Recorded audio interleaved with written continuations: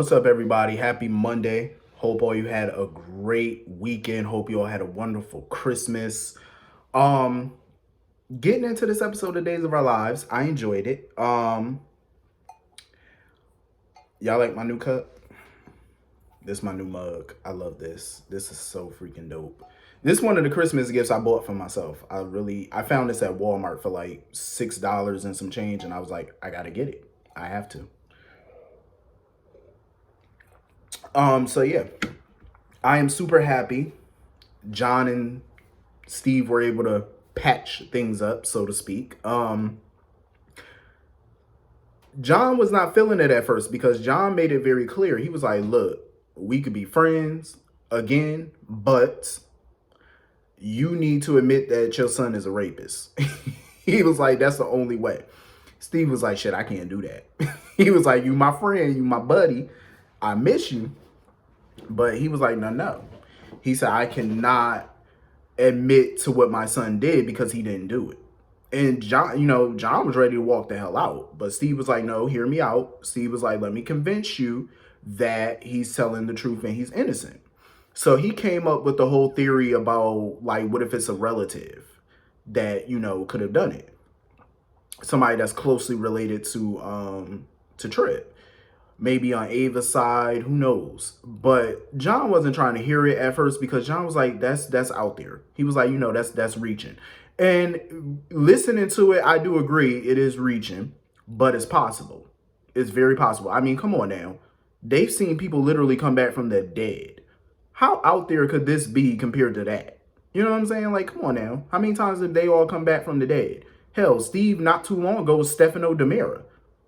That was out there, but it happened. So why is it, you know what I mean? Like, come on, it's very plausible that Trip was set up by a relative. So Steve, of course, has a theory about who it is, but of course we don't know who it is because, well, we know who it is, but we don't know who Steve thinks it is because they didn't share that. But I'm glad that, Steve and John are on the case. I'm happy, Black Patch is back together again. I'm super ecstatic because if anybody can clear Trip's name, it's them. So anyway, moving on from that, Kate would not let this whole Trip situation go. She is highly upset, which I totally understand. She is pissed off because her granddaughter can't move on and live her life. And it's not fair. She feels like it's not fair because she feels Allie's life was derailed and Trip gets to walk around free and clear. Well, I understand that part, but at the same time, Allie's life is not derailed. Yes, she has a child that she has to take care of, but she has a lot of family, she has a huge support system. So her life is not totally derailed. She can still go to school. She can still get a good job. She can still do all those things because she has the means, like she has the help to do that. Not many people out here are that fortunate, especially having a child at a young age. You know what I mean? Like they got to do it all by themselves because they don't have that support system. They don't have the resources. You know what I mean? So Allie is very, very lucky. She has all those things. And of course, Will didn't want to talk about it. Will just wanted to let it go. But Kate, she didn't want to let it go. Kate was like, hell no. Kate was like, nope, I'm not letting nothing go. Kate, when she saw Trip, she jumped up out that chair so damn fast. She was ready to just wail on that boy. She was ready to whoop Trip ass. And Will, thank God he stopped her.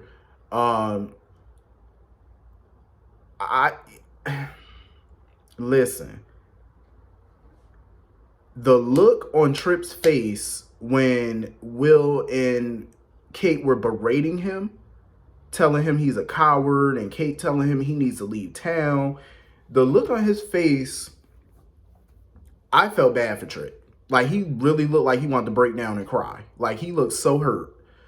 I felt bad for that boy. I was like, damn. Like, just to know that you're innocent and people don't believe you, not even giving you the benefit of the doubt. Like, the only people you have on your side is your dad and your mom. You know what I'm saying? And I will say Joey, too, because Joey has been, on Trip's side, pretty much. But to have the whole town just the bulk of the town just hate your guts and want to kill you, want to beat your ass, want to do all these things to you. It's like, that's hurtful. And I just really felt bad for him, man. The look on his face, like he was just over it. Like, and when he went back to the apartment and stuff, because he was passing around flyers and all that for Ava, I'm like, first of all, you passing out missing persons flyers on your mom. Like, who's going to call you and say, oh, yeah, I know where Ava is? People in that town don't like her, so who's going to tell you if they did see her? They probably wouldn't report it. So he basically told Steve that, once he finds his mom and stuff, he thinks that they both should just pack up and leave town since they're both hated in that town. They should just leave. And Steve was like, no, you're not going anywhere. You're my son. Your ass ain't going nowhere. And he told him the news that him and, John were back together and they were going to solve the case and prove his innocence and get justice for him and Allie. So, at least he has a fighting chance now. He got two more people on his side who are investigators, even though Steve's always been on his side, but now you got John, helping him to look into it. So your chances have just increased to, finally clear your name and not be labeled a rapist, because that's one of the worst things to be labeled. So hopefully they can hurry up and clear his name. I'm ready for this storyline to just be over. I really am. I am so ready for this to be over. So anyway, moving on from that. Lucas was confessing to Allie and Marlena that he confronted Tripp with some scissors. That fool wanted to stab Tripp. Thank God Rafe got there in time to stop his ass. Lucas was sitting here talking about how proud he was of Allie, and Marlena, she was not thrilled that he said that he was proud of her for trying to take justice into her own hands, because Allie could have went to prison for that.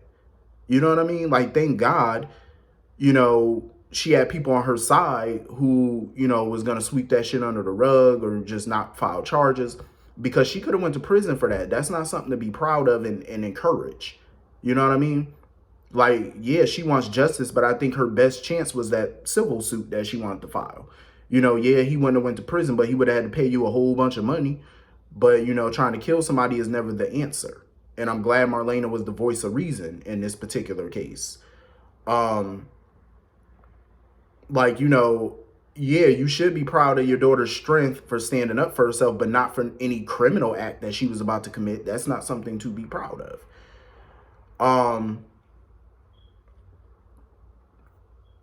I just feel like that wasn't a good look on Lucas's part, to be totally honest with you.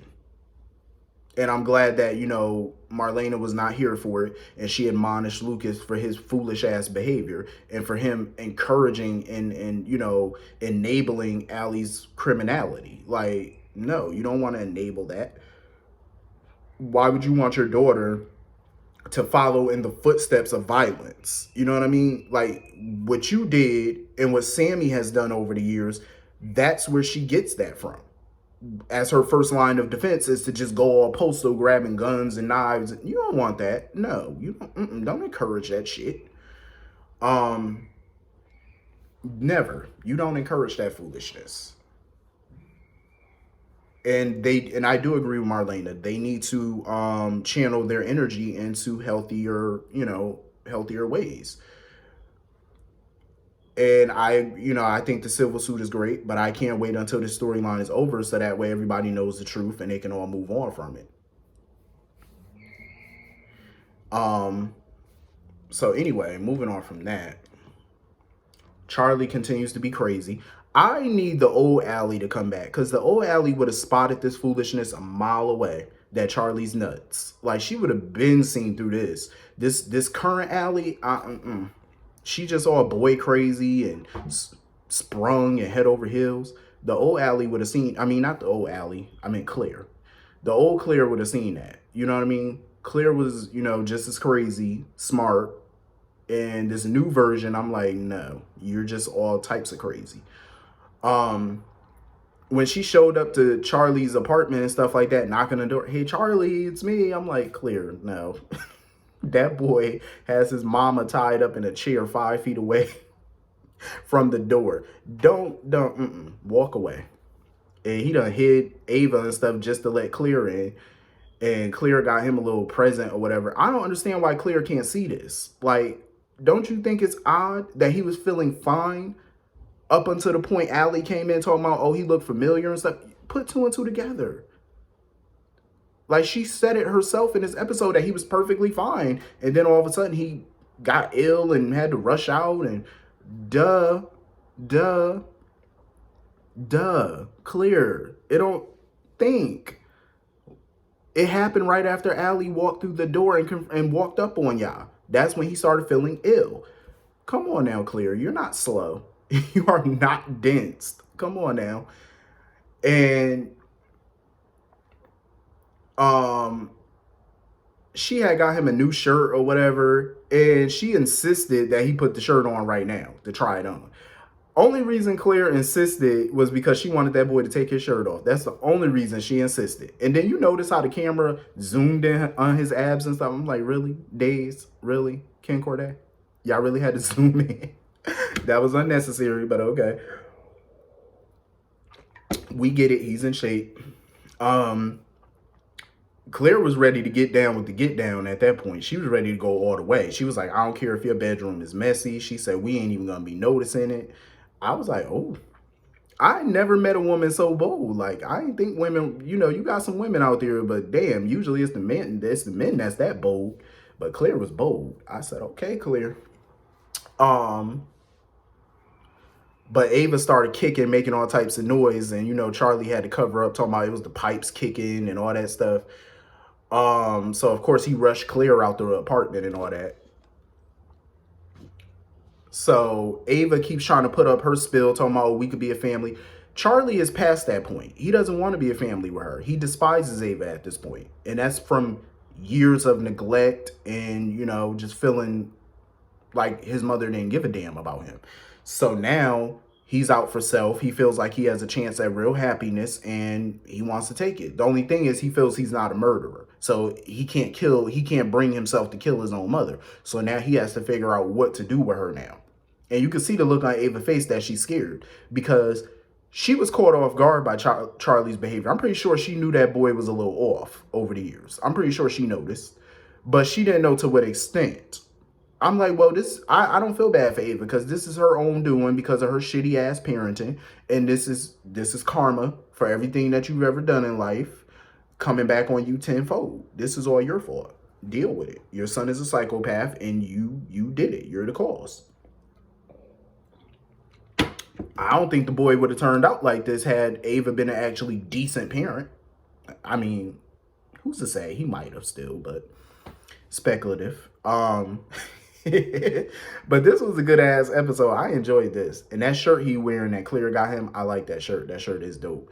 I wish it came in black or something though, because I ain't really feeling the color. Like, I would prefer like a black or a blue, maybe even a red. But that shirt is nice.